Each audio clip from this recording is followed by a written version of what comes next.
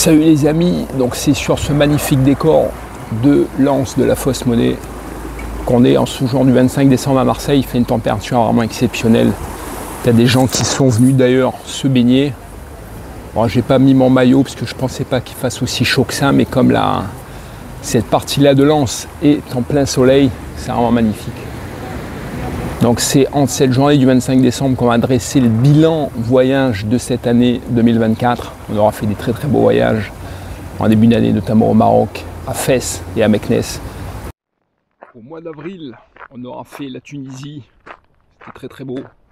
La saison était bonne, on était arrivé peut-être un peu, on va dire, un peu trop tôt. Mais c'est quand même très beau. On aura vu Maldia, Sousse, El Djem. Sans oublier la capitale Tunis, très sympa. Je remercie Lazare qui nous avait invités là-bas sur place. Au mois de mai, c'était direction les UK, Royaume-Uni. Ça faisait très longtemps en fait que j'avais pas été en Angleterre. J'avais vécu il y a 20 ans, c'était en 2004-2005. Un endroit que j'affectionne tout particulièrement. Vous savez, j'ai toujours trouvé les Anglais très sympas. Toujours eu un très bon feeling avec eux. Et là j'avais fait donc Bristol, c'était là où j'étais arrivé en Angleterre la première fois il y a très longtemps. Et bien sûr le Pays de Galles, Cardiff, vraiment très beau, notamment la National Gallery. Je suis quelqu'un qui fait pas trop les musées en temps normal, mais c'est vrai que les musées en Angleterre sont tout bonnement exceptionnels. Et en plus de ça en fait ils sont gratuits. Et là en fait dans la National Gallery du Pays de Galles, vraiment une collection de peintures impressionnistes, tout bonnement exceptionnelle. C'est vraiment à voir en fait. Je suis pas du côté de là-bas. En plus j'ai eu vraiment de la chance parce que au mois de mai de cette année-là, il faisait vraiment un temps incroyable, du jamais vu en fait pour l'Angleterre. J'ai eu un enchaînement de jours, gros soleil, c'était tout bonnement magnifique. Au mois de juin, donc on aura fait les Balkans. On est arrivé en fait en Croatie à Dubrovnik et ensuite on est allé donc en Bosnie, Trebinje. C'était très beau aussi, très belle petite ville en fait, pas trop loin de la frontière. Et ensuite on a été bien évidemment au Monténégro, très belle destination, c'était tout bonnement incroyable. Vraiment j'ai énormément affectionné les Balkans, c'était un spot qui m'avait énormément plu. C'est avec la baie de Kotor et le lac de Skadar. C'est vraiment des très beaux bijoux du Monténégro. J'ai vraiment adoré. En plus, je suis avec deux potes là. Ces deux potes de promotion, on était ensemble étudiants à Paris. C'était en 2000, début des années 2000, même un peu plus, je dirais 2005-6. On avait vraiment passé un très bon moment. On avait très bien mangé aussi. C'était vraiment cool. Ensuite, au mois de août, cette fois-ci, on était allé en Allemagne. Du côté dans le Baden-Württemberg, dans cette région-là. On était allé à Stettin exactement, c'est à côté de Laupheim. Je remercie Mick et Herman pour m'avoir invité là-bas. On a passé un très bon moment. On avait fait notamment le lac de Constance que j'avais déjà fait. Et c'est vrai qu'à Laupheim, il y a en fait un lac qui est tout bonnement exceptionnel pour les sports d'eau. On avait fait du paddle, du canoë pour Mick. On s'était régalé avec les enfants, c'était vraiment magnifique. Ensuite on était allé donc la deuxième semaine en République tchèque, en Suisse saxonne. C'est pas très loin en fait de la frontière avec l'Allemagne de l'Est. On était aussi passé à Dresden, très belle ville d'Allemagne de l'Est. Et là en fait en République tchèque on était allé aussi à Prague. Mais la région de la Suisse saxonne est vraiment très belle pour la randonnée. On était allé aussi à Sescalipa, où il y a un super centre aquatique, vraiment pour se retaper. En septembre, on avait été à la Londe-les-Morts, en remerciant encore Mick qui nous a accueillis dans sa résidence secondaire. C'était vraiment cool. Et à cette occasion, on avait fait le sentier du littoral qui nous a amené en fait de la Londe-les-Morts jusqu'au fort de Brégançon. Vraiment très belle randonnée. C'est la première fois en fait que je la faisais. C'est vrai qu'on s'est vraiment régalé, c'était vraiment très beau.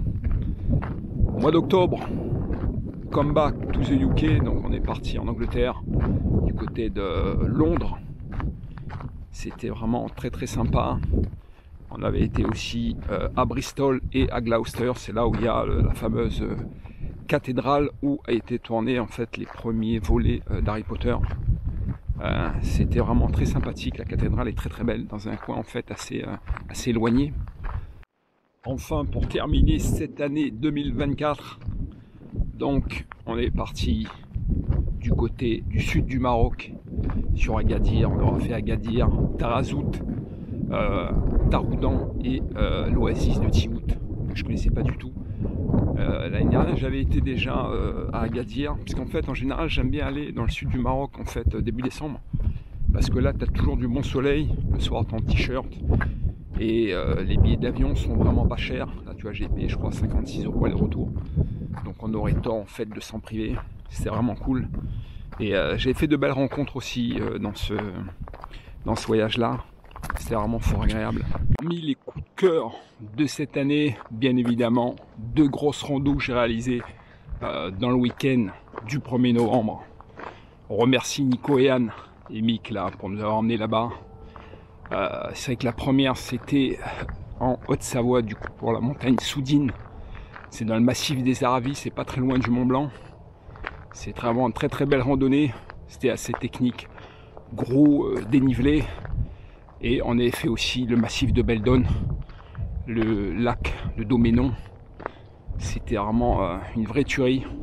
C'est vrai que c'était les premières grosses randos que j'ai fait cette année en 2024. Ces derniers temps, j'avais pas fait, on va dire, de randonnée, on va dire, digne de ce nom. Mais là, c'était vraiment du très lourd. Et c'est vraiment un gros kiff. J'ai pu dépasser un peu je suis sorti un peu de ma zone de confort à ce moment-là. Alors, qu'est-ce que j'aurais appris de mes voyages en 2024? Très bonne question. Ben, premièrement, en fait, cette année-là, j'ai fait, on va dire quoi? Ben, j'ai voyagé en fait à la fois en solo et avec des potes. Ça m'était pas arrivé en fait de voyager avec des potes depuis assez longtemps. Donc, ça m'a permis aussi d'apprendre ça aussi. C'est que quand tu vas en voyage en fait avec des potes, déjà il faut être sûr en fait que tout le monde soit ok sur le programme, quoi, sur ce qu'on va faire, que tous les gars en fait ils aient bien validé, parce que sinon tu peux tomber en fait sur des mauvaises surprises. Ensuite, c'est vrai, quand tu es avec des potes, tu vois, moi bon j'ai la quarantaine, donc c'est vrai que quand tu es avec des potes qui ont la quarantaine, qui sont célibataires depuis quelques années, donc ils ont leur propre on va dire intimité sur laquelle il faut respecter. Par exemple, au moment quand tu as fini ta journée, en fait, que les gars ils se retrouvent chacun dans leur coin, des fois dans leur piole, en fait, faut pas aller les déranger, parce qu'en fait, les gars, ils voulaient s'isoler, en fait, si tu veux. Tu vois, ils sont pas habitués, en fait, d'être tout le temps avec des gens. Donc, tu as ça, en fait, que j'ai appris, en fait, cette année-là.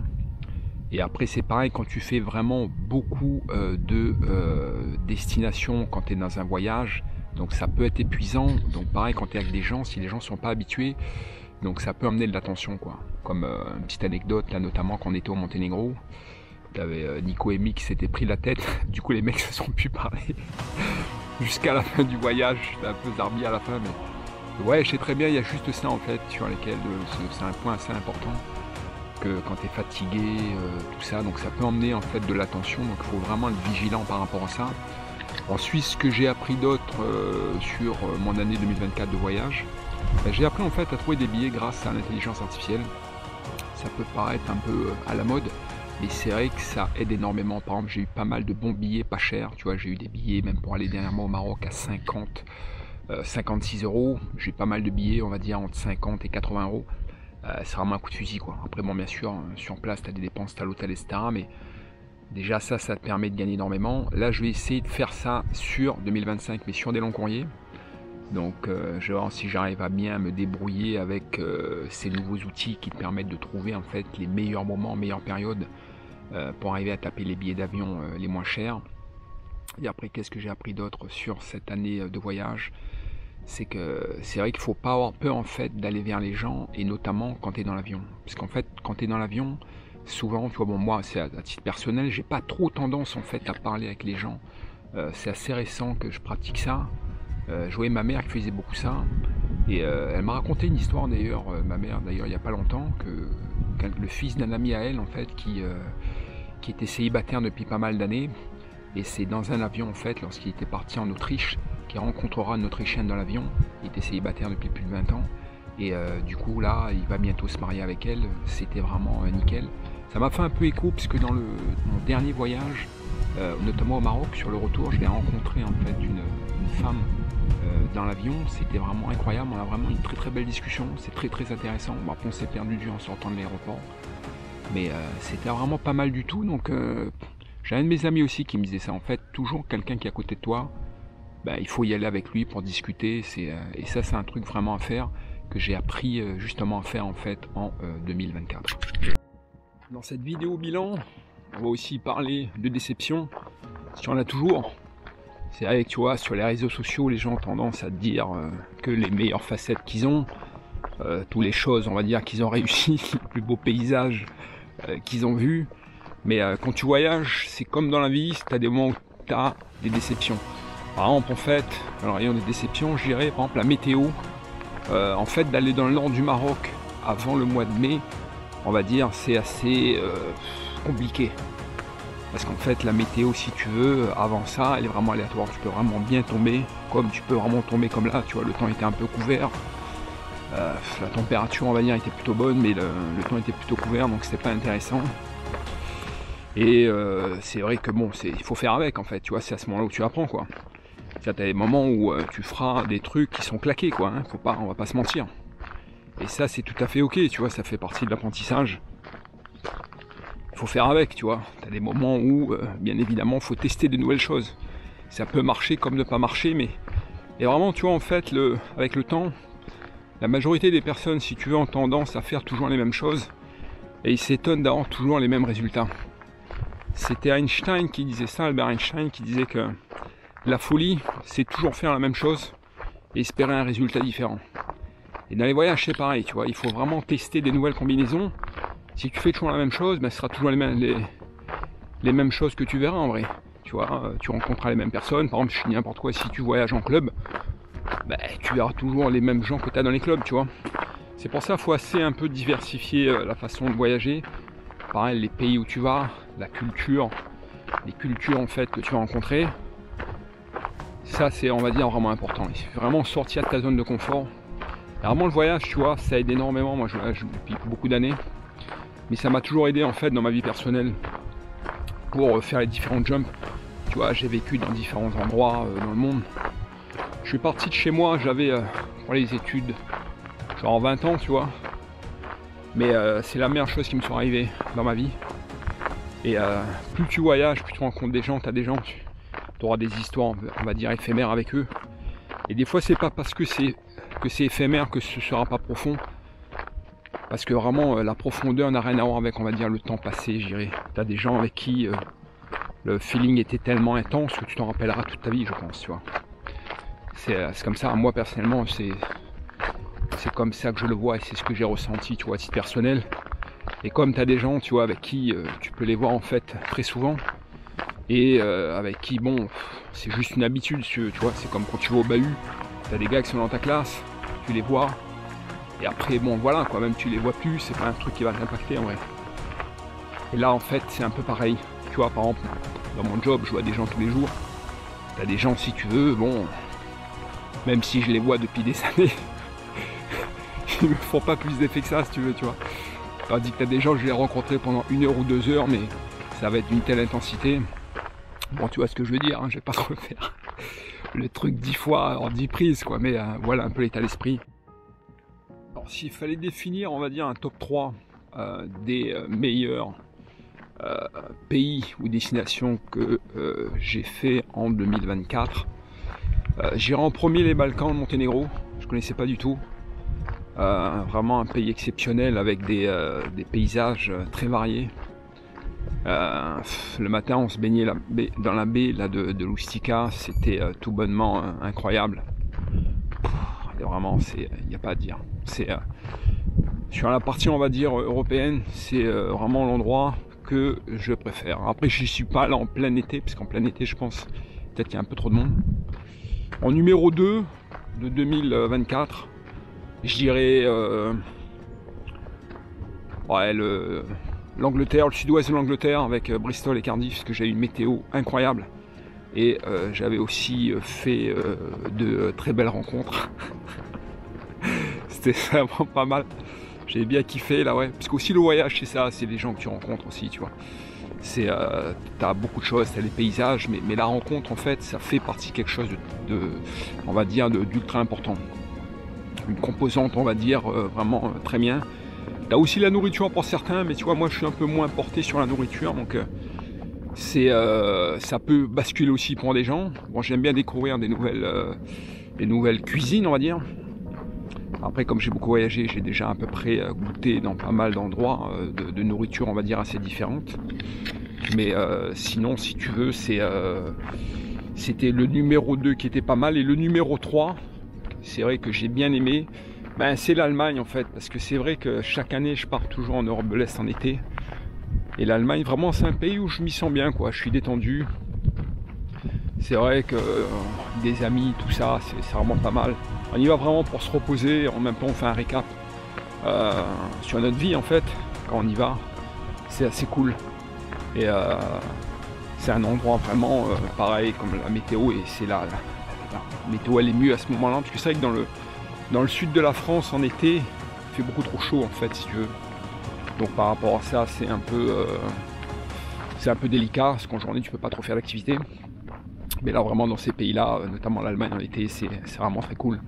Si on fait nos activités jusqu'à tard en fait, il fait jour jusqu'à tard, t'as des très beaux lacs. Mais écoute, pour 2025, on va essayer de changer la donne et d'aller vraiment sur des longs courriers. C'est vraiment l'idéal, parce que c'est vrai que quand tu vas très loin, le dépaysement est beaucoup plus important. D'ailleurs, tu vois, toi-même, si tu te lances dans les voyages, je te conseille d'abord d'aller sur les voyages assez proches, assez faciles, sur les petits vols, on va dire, plutôt moyen courrier. Tu vois, par exemple, le Maroc, si tu testes un pays émergent au démarrage, c'est plutôt pas mal. Le pays est assez diversifié, c'est très très beau. Il y a vraiment un patrimoine culturel qui est vraiment incroyable. Ensuite, d'aller beaucoup plus loin, tu vois, soit tu commences par les îles françaises comme les Caraïbes, style Martinique, Guadeloupe, ou ensuite, par exemple, la Réunion de l'océan Indien ou l'île Maurice, où c'est assez facile. Si tu as un peu plus de moyens, les Seychelles, c'est très très beau. Après, vraiment, c'est d'aller vraiment dans le dur. Dans le dur, assez facile, on dira, c'est l'Asie du Sud-Est. Thaïlande, Malaisie, cible de coin, Bali, très très bien, je l'ai fait il y a quelques années. Donc là on va essayer de faire en 2025 ce programme-là, c'est-à-dire d'aller vraiment en changeant d'hémisphère, c'est-à-dire d'aller du côté de l'Asie du Sud-Est et d'aller du côté de l'Amérique du Sud. Vraiment mon gros coup de cœur dans tous les voyages que j'ai fait dans ma vie, ça reste quand même l'Amérique du Sud, l'Argentine, Brésil, incroyable. J'ai fait aussi le Uruguay à Colonia del Sacramento. Enfin, pour terminer, je voudrais remercier tous mes followers. On a dépassé les 500 cette année. C'était pas mal. C'était un petit projet YouTube assez cool. Et merci de m'avoir accompagné dans cette année 2024. Donc, vous me direz en commentaire le voyage que vous avez préféré. Et n'oubliez pas de liker la vidéo. Et c'est sur ces belles paroles. Donc là, je termine ma randonnée du côté de la forêt de Valtrède. C'est dans les Bouches-du-Rhône. C'est entre Martigues et Marseille. Il y a des beaux oliviers, tu vois. Donc il ne manque plus qu'à te souhaiter d'excellentes fêtes de fin d'année. Et pour 2025, je souhaite beaucoup de voyages. Mais avant tout ça, je souhaite de la santé, du bonheur et de l'amour. À mon sens, c'est les trois choses, on va dire, qui sont les plus importantes dans cette vie. Et je te dis à bientôt pour de nouvelles aventures. Bon allez, ciao les studios.